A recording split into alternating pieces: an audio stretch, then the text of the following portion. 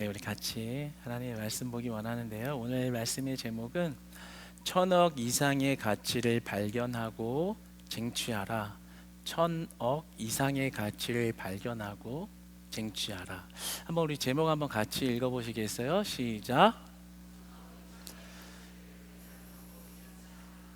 네, 아멘.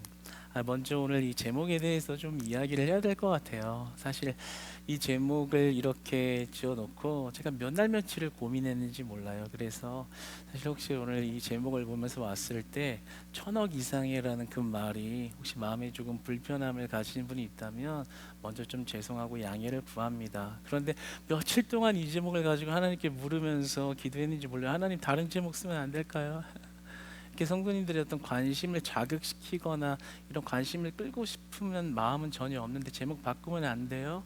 다른 것을 생각하다가 또 말씀 묵상하면 또 이렇게 제목이 자꾸만 그런 마음을 주시니 저도 어쩔 수 없이 이렇게 제목을 지은 것입니다. 그래서 여러분들의 관심이나 흥미를 자극시키려는 마음은 전혀 없었고요. 다만 진정으로 하나님이 오늘 우리에게 주시는 말씀에 그 놀라운 비밀의 가치를 여러분들에게 전해서 여러분들이 그것을 받아들이고 또 먹으셨을 때 그것이 참 큰 영적인 자양분이 되기를 원하는 그런 마음으로 이 제목을 지은 것이니까 혹여나 불편한 마음 계셨던 분들은 그런 마음을 좀 이렇게 내려놓으시기를 주님 안에서 축복합니다. 사실은 천억이 아니라 1조라고 쓰려고 그랬어요. 근데 1조라고 하면 목사님이 너무 과장을 심하게 한 거 아닌가? 뭐 이런 더 큰 오해를 불러일으킬 것 같아서 천억 이상의 가치를, 현금 말고 가치를 이렇게 지어봤습니다. 2022년 6월 12일 날 미국의 한 경매 사이트인 이베이에서 워렌 버핏과의 점심 식사권에 대한 경매가 붙었는데요. 식사권에 대한 경매 금액의 출발 금액은 3,200만 원으로 시작을 했습니다. 그러니까 우리가 잘 아는 세계적인 유명한 투자가인 워렌 버핏과 점심 식사 한 끼를 하며 그와 독대하며 여러 가지 사담을 나눌 수 있는 그 자리에 대한 가치, 돈 현금으로 그 액수를 매겨서 경매를 붙였는데 그 시작가가 3,200만 원이었습니다. 그리고 이제 경매니까 이제 계속해서 돈이 올라갔겠죠. 그래서 결국에 최고가로 이 낙찰된 가격은 246억으로 낙찰이 되었습니다. 다 알고 계셨나 봐요. 그렇죠? 눈치가 그렇죠? 아마 좀 뉴스 많이 보시는 분들은 좀 접해 보셨을 거예요. 246억으로 낙찰이 된 거예요. 그런데 이제 그 점심 식사하는 장소는 미국 뉴욕시에 있는 그 스테이크를 전문으로 하는 식당인 스미스 앤드 웰렌스키라는 곳에서 이렇게 낙찰자와 이렇게 워렌 버핏이 이렇게 식사를 하게 되었습니다. 246억, 한 끼에 여러분 어떻게 생각이 드세요?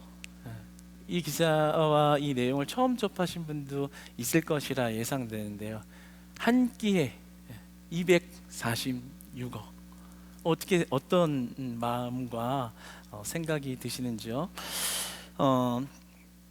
굉장히 어떤 실용주의자들, 현실주의자들은 이런 것을 보면 그렇게 와닿지 않을 것 같아요. 이게 뭐야? 이게 무슨 미친 짓이야? 이런 생각도 좀 들지 않을까.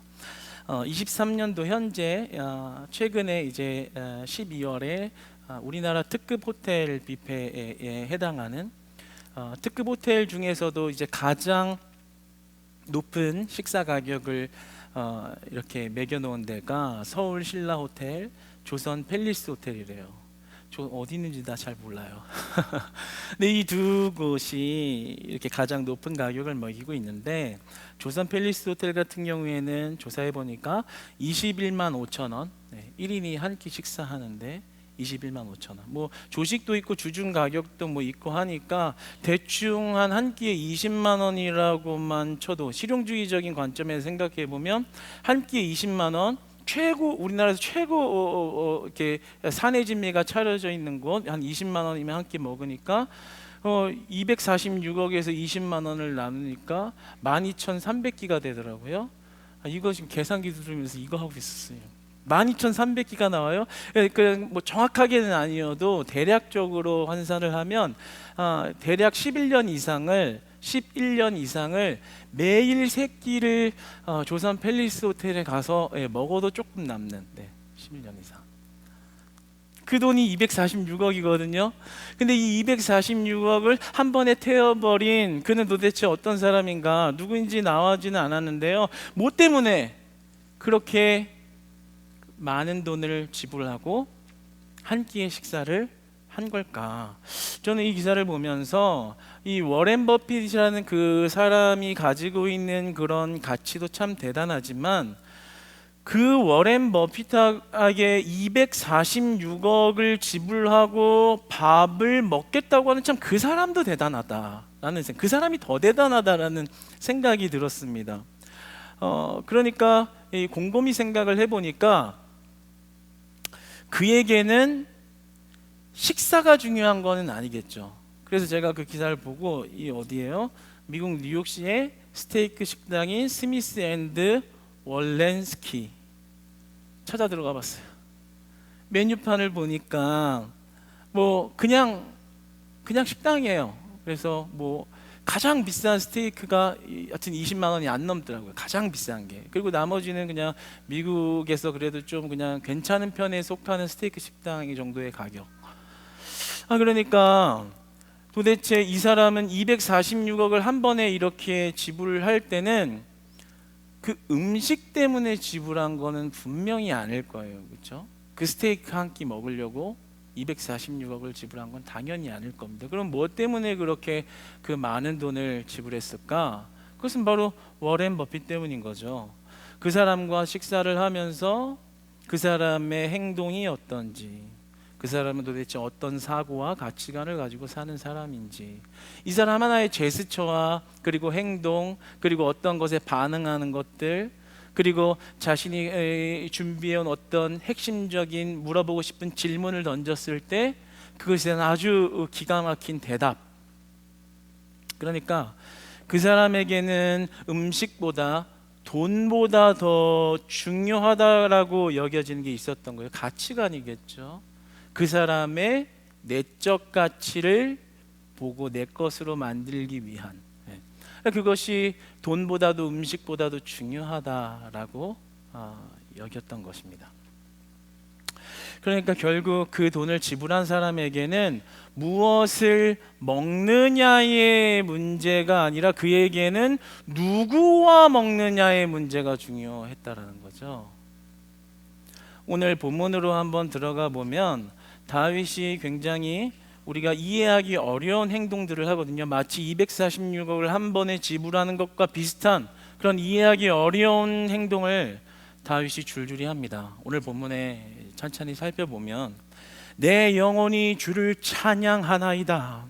주를 송축하며 나의 손을 들리라. 나의 입이 기쁜 입술로 찬양하나이다. 주의 날개 그늘에서 즐겁게 부르리이다. 근데 이것이 현실적인 입장에서 이 상황을 살펴보면 되게 이상한 행동이에요. 여기서 기쁜 입술로라는 말에 기쁜이라는 뜻은 히브리어로 레나노트라는 말인데 라난이라는 말에서 유래된 말입니다. 그런데 이 기쁜이라는 뜻은 기뻐 날뛴다라는 속뜻이 있어요. 그러니까 하나님 기쁩니다 이 정도가 아니라 그냥 날뛰는, 기뻐서 막 주체를 못해서 그냥 막 날뛰는 그런 기쁜. 나의 입이 기쁜 입술로 찬양하나이다. 기뻐 날뛰며 주님 때문에 기뻐 날뛰며 주님을 찬양합니다. 이런 표현이거든요. 근데 왜 이 행동이 이상하다고 말할 수 있냐면 지금 본문 속에 있는 현재 다윗의 상황 때문에 그러합니다. 오늘 본문을 보면 그 첫 시작의 제목에 다윗의 유다 광야에 있을 때에 이제 원문에는 히브리어 원문에는 제목시가 아니라 그냥 줄로 이어져 있어요. 그런데 지금 다윗이 거하고 있는 장소가 유다 광야다라는 정보를 제공하고 있습니다. 남부 팔레스타인 지역의 네게브에 있는 이 황폐한 지역인데요. 이때 다윗은 이 아들 압살롬에게 배신을 당하여 추격을 당하며 도망자 신세가 되었기 때문에 그것을 유추하여 보면 이 유다 광야는 요단 동편으로 가기 위해 경유하는 서편 지역이거든요. 황폐한 땅입니다. 오늘 본문에서 기록하기를 그곳의 상태가 어떠했냐? 물이 없고 황폐한 땅이다. 여기서 물이 없다라는 게 무엇을 말하는 거겠어요? 생명에 문제가 있다라는 거예요. 그곳에 거주하고 있다는 것은 내 생명에 위협을 받는 곳이라는 거죠. 적어도 물은 있어야 될 거 아니에요. 좋은 음식, 산의 진미는 없어도 만나와 메추라기는 없어도 물은 있어야 될 거 아니에요. 살려면요. 그런데 그 땅이 어떠한고 하니 물이 없었고 황폐한 땅이었다. 생존에 문제가 있었다라는 거죠. 적어도 우리가 사는 곳에는 물은 있잖아요. 그렇죠? 여러분 위로받으시기 바랍니다. 물은 있잖아요. 아무리 어렵고 시대가 어렵고 금리가 올라서 살기가 힘들다고 말하지만 우리는 물은 있잖아요. 그리고 동탄 신도시에 살고 있잖아요. 삐까번쩍이 보는 아파트와 꽤 멋진 우리 센트럴 파크, 꽤 멋진 곳에서 도시인답게 도시 문화 속에서 살잖아요. 적어도 이렇게 물이 없지는 않잖아요. 물이 없으면 진짜 우리 교회 1층에라도 와가지고 1층에 둘러보면 저쪽에 정수기물, 육각수, 미네랄 워터 다 이제 세 가지 물 중에 선택해서 공짜로. 그러니까 지금 이 다윗이 처한 상황이 얼마나 지금 곤고하고 급박하고 위급한 상황이라는 것을 충분히 알 수 있는 것이죠. 우리는 물이 아니라 물 없는 거는 고사하고 경제적으로 좀만 어렵고 상황 어렵다고 하면 죽겠습니다. 아이고 꼬꾸라져서 불평하고 하나님 왜 이러세요? 원망하고 나 죽이려고 해서 낙심도 되고 막 그냥 이랬다 저랬다 난리가 나고 살지를 못하겠습니다 라고 말하는 게 우리인데, 지금 다윗은 물이 없고 땅은 황폐하고 사람들 아들한테는 배신당하고 쫓겨가고 나 죽이겠다고 지금 쫓아오고 있는데 도망자 신세고, 그런데 그런 상황에서 주님을 찬양합니다. 주를 송축합니다. 나의 손을 들어서 나의 입이 기뻐 날뛰는 기쁜 입술로 주님을 찬양합니다. 주의 그늘에서 주의 날개 그늘에서 즐겁게 부릅니다 라는 이 말이 무엇을 의미하는 걸까요? 상황적으로 보면 이게 무슨 즐거운 일이에요? 어떻게 기뻐 찬송할 수 있어요? 하나님 물을 주세요. 나 물 없으면 죽어요. 나를 이 황폐한 땅에 보냈으면 적어도 물은 주셔야죠. 살려주셔야죠. 이런 기도해야 되는 거 아니에요? 하나님 나 죽이실 작정입니까? 물은 주세요. 물만이라도 좀 주세요. 이런 불평할 수 있는 거 아니에요? 그런데 물을 찾아야 하는데 그런 기도가 전혀 없고 내 입술이 주를 찬양합니다. 기쁜 입술로 주님을 찬양합니다. 여러분 이게 무엇을 의미할까요? 그러니까 다윗에게는요 지금 의식주의 문제보다 더 중요한 가치를 보고 느끼고 있다는 것을 발견하게 됩니다. 오늘 앞서 이야기한 사람이 스테이크가 중요한 게 아니고 246억이 중요한 게 아니라 워렌 버핏을 만나서 그의 가치관을 내 가치관으로 만들어서 도움을 받아 더 괜찮은 인생을 살아야겠다라는 가치를 보니까 돈은 별거 아니었죠. 마찬가지로 다윗은 지금 의식주가 굉장히 중요한 문제인데 그거보다 더 큰 가치를 보고 그것을 얻기 위하여 기도하고 있다는 것을 보게 됩니다. 다윗이 더 가치 있게 느꼈던 것은 무엇일까요? 오늘 2절에 보면 주의 권능과 영광을 보기 위하였다라고 나옵니다. 그리고 3절에 보면 그 다윗이 고백하기를 주의 인자하심이 자신의 생명보다 나음으로라고 말합니다. 주의 인자하심이 생명보다 낫습니다 라고 고백하는데요, 여기서 생명은 바로 우리가 생명을 유지하는 데 가장 필요하고 중요한 것들을 의미하고 있습니다. 의미를 포함하고 있습니다. 그러니까 내가 물을 마셔야 살 수 있고 숨을 쉬어야 살 수 있는 그런 생명을 유지하기 위한 중요한 것보다 주의 인자가 더 낫습니다. 여기서 생명보다 나음으로라는 이 오늘 본문에 나음으로란 말은 키토브라는 말입니다. 이 히브리어를 직역하면 더 가치 있음으로라는 말입니다.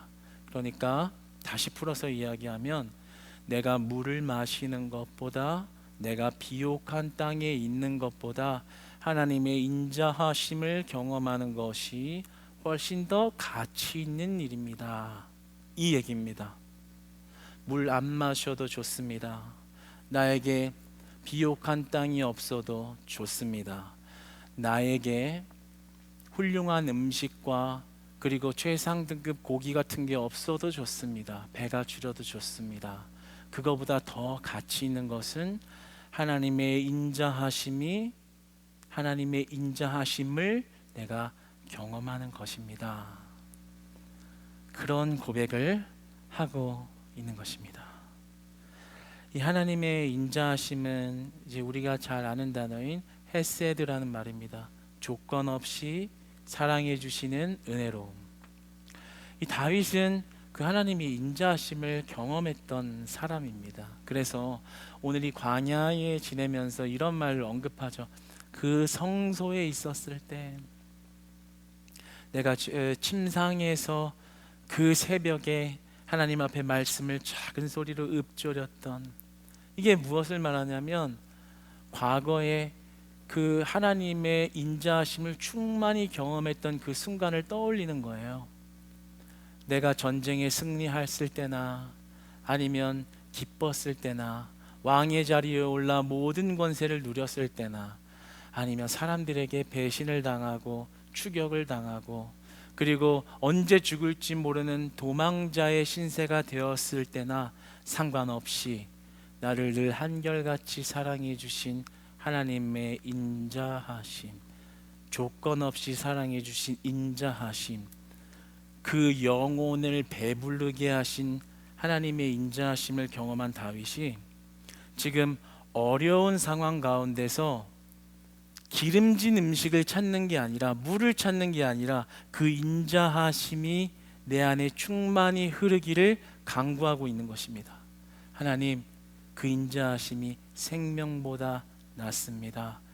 그 인자하심으로 나와 함께하여 주시옵소서, 이렇게 말하는 거거든요. 오늘 5절 말씀 한번 같이 읽어보겠습니다. 5절 말씀 시작.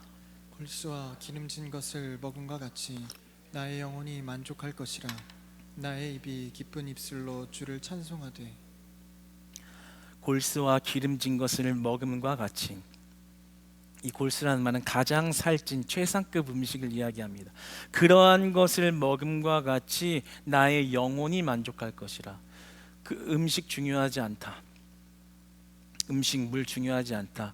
하나님의 인자하심이 내 영혼을 배부르게 할 때 나는 마치 그런 최상급 음식을 먹고 배가 불러가지고 기분이 좋아서 콧노래를 부르고 기분 좋다라고 노래하는 것처럼, 그보다 더 내가 하나님의 인자하심으로 충만할 때 그것을, 기름진 것을 먹음과 같이 나의 영혼이 만족할 것이라. 나의 입이 기쁜 입술로 주를 찬송하되.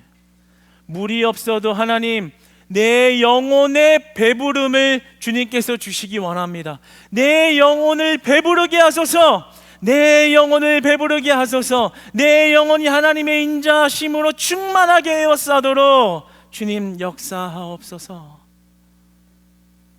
이렇게 말하고 있는 겁니다. 그러면서 다윗이 간구하는 게 있죠. 물을 달라, 골수를 달라, 살찐 음식을 달라, 최상급 음식을 달라가 아니라 이렇게 간구를 해요. 내가 성소에서 주를 바라봤지 않습니까? 그러면서 8절에 나의 영혼이 주를 가까이 따르니, 이렇게 합니다. 나의 영혼이 주를 가까이 따르기 원합니다.